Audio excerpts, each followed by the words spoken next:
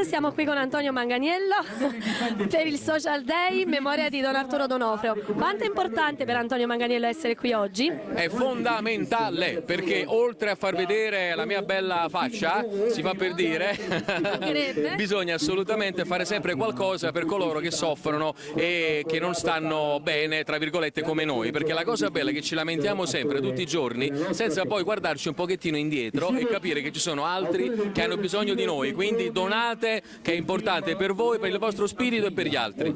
Una presenza che nel suo piccolo dona un po' di amore, quindi continua il cammino di Don Arturo. Sì, giusto? tanto amore darò anche a te.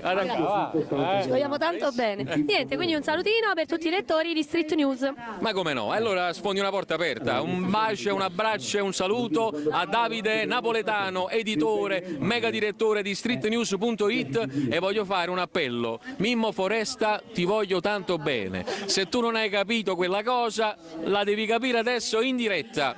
Scusatemi, ho approfittato del mezzo televisivo perché devo dire una cosa al mio amico Mimmo Foresta. Lui capisce. Il messaggio sarà senz'altro arrivato. Ciao!